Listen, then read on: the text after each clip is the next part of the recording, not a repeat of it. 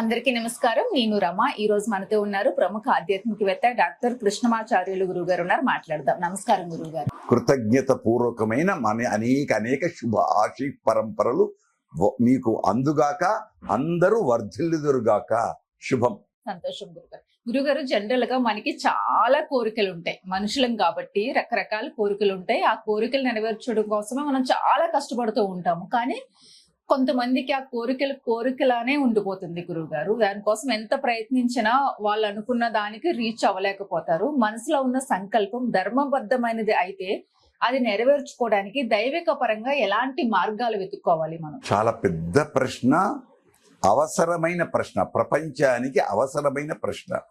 ఒకటి, దీనికి ముందు ఒకటి ఆలోచిద్దాం. మనం దేవాలయానికి వెళతాం, ఏదో చీటీ తీసుకుంటాం, పంతులు గారికి మన గోత్రనామం చెప్తాం. పంతులు గారు ఏమంటారు? మన గోత్రనామాలు చెప్పి క్షేమ, స్థైర్య, ధైర్య, వీర్య, విజయ, అభయ, ఆయు, ఆరోగ్య, ఐశ్వర్య, ధన, కనక, పుత్ర, వా, ఎన్ని కొండవీడి చాంతాడు వరి ఇవన్నీ చెప్పాడు. మళ్ళీ అవన్నీ ఎందుకు నెరవేర్చలేవు?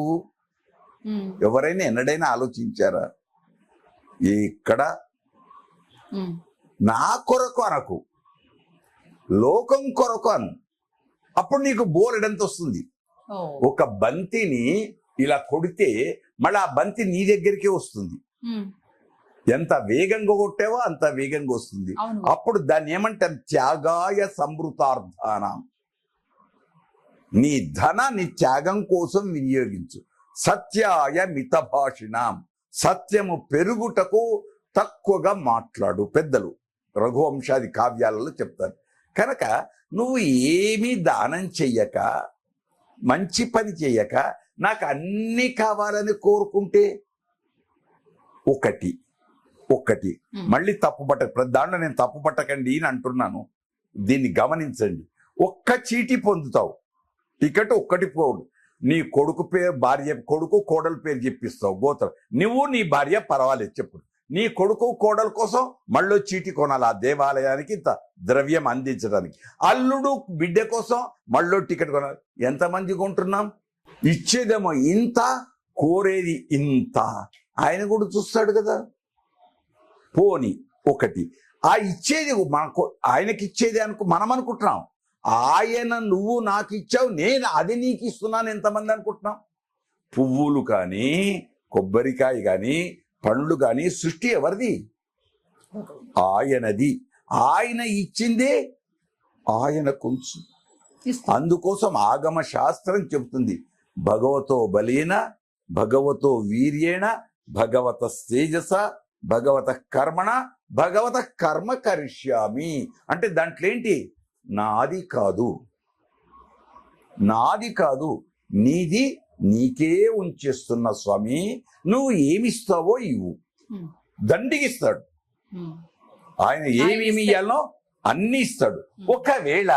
ఒకవేళ రాలేదనుకో, అప్పుడు బాధపడకు. ఇది పురాకృతం.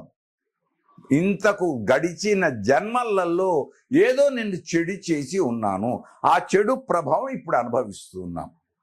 దీనికి చిన్న ఆధునిక ఉదాహరణ. నేను బ్యాంకులో లోన్ తీసుకున్నా కట్టలేదు. కట్టనప్పుడు ఎవరు కట్టాలి? నా సంతతి కట్టాలి. నా సంతతి, నా వాళ్ళు ఎవరో కట్టాలి. కనుక ఈ తను ఆ లోను పూర్తి కట్టేశావనుకో, రుణం ఉండదు, రుణ విముక్తి. అట్లాగే దైవ రుణము, పితృ రుణము, గురు రుణము, ఈ 5 రుణాలు ఉన్నాయి. ఆ రుణాలను తొలగించుకుంటే ఇంకేం కావాలి? ఎంతమంది తొలగించుకుంటున్నాం? రోజు లేవగానే తల్లిదండ్రికి ఇంతమంది దండం పెడుతున్నాం. ఇక ఆంగ్ల సాహిత్యం వచ్చితే హాయ్ డాడీ, హాయ్ మామే అంటున్నాం తప్ప, అమ్మా మాతృమూర్తి నీకు దండం, పోని పైకి అనకు నమస్కారం. ఎంతమందివి? కనుక కోరికలు ఎక్కువైపోయాయి. ఒకటి, మళ్ళీ తప్పుబట్టకని చెప్పాను. చిన్న ఫ్యాన్ దేవాలయానికి ఇస్తాం, దాని మీద నా పేరు, నా భార్య పేరు. అవసరమా? అంటే దేవాలయం వాళ్ళు ఏమంటారు? ట్రస్టీస్. మళ్ళీ లేదా వాళ్ళ పేర్లు పెట్టకుంటే వాళ్ళు ఇవ్వరు కదండి ధనం. వాళ్ళు ఇస్తే కదండి ధనం పెరిగేది. అప్పుడు వాళ్ళ తప్పే లేదు, దేవస్థానం ట్రస్టీ తప్పులేదు. ఎవరు తప్పు? మనం తప్పు. నా పేరు పెట్టకయ్యా, నా పేరు పెట్టకు, కర్త భోక్త జనార్దన అంత ఆయన. పోరి పేరు పెట్టుకున్నా, మా తల్లిదండ్రులు ఇచ్చిన ఆస్తి వాళ్ళ పేరు నేను దానం చేస్తున్నా అని నువ్వు త్యాగశీలంతో త్యాగ బుద్ధితో చేస్తే నీకు అన్నీ వస్తాయి. అప్పుడు ఏమొస్తుంది? దైవానుగ్రహం కలుగుతుంది, గురువు అనుగ్రహం కలుగుతుంది, పితృదేవతల అనుగ్రహం కలుగుతుంది. అదేం కలుగుతుంది? లోకానికి క్షేమం. మీకు ఇంకొక ఉదాహరణ చెప్తాను. వెనకట రాజులున్నారే, చెట్లను పెంచారు. అశోకుడు చెట్లను పెంచెను, చెరువులను కట్టించెను, బావులు త్రొగించెను. మనం ఏం చేస్తున్నాం? ఉన్న చెట్లను తీసేస్తున్నాము. పైంచి కాలం ఇట్లయిందండి, కాలం ఇట్లయింది. కాలమేం కాలే, నువ్వు ఇట్లయినావు. కాలమే, నువ్వు ఇట్లయ్యావు, మనం మారిపోయాము. కాబట్టి దీనికి ఒక్కటే ఉదాహరణ, చిన్న ఉదాహరణ. క్షణశ కణశైవ విద్యాం అర్థంచ సాధయేత్. క్షణం చదివితే చదువు వస్తుంది. కణం పైస దాచిపెడితే రూపాయి అవుతుంది, 10 రూపాయలు అవుతుంది, 100 రూపాయలు అవుతుంది, 1,00,000 రూపాయలు అవుతుంది, 1,00,00,000 రూపాయలు దాచిపెడుతూ ఉంటే పేజీ అక్షరం పేజీ చదివితే పుస్తకం చదివితే విజ్ఞానం. బహుభాష కోవిదుడు పివి నరసింహారావు లాగా అనేక భాషలేందు కోవిదులం అవుతాం. మళ్ళీ నేను పుస్తకమే ముట్టననేవాడిని ఏం చేద్దాం? చదువు నీ దగ్గరికి ఎట్లొస్తుంది? నేను పుస్తకమే ముట్టనని భయపడితే క్షణశ కణశైవ విద్యాం అర్థంచ సాధేది. రెండైనవి. పైసలు దాచిపెట్టాలంటే ఆ పని చెయ్యి.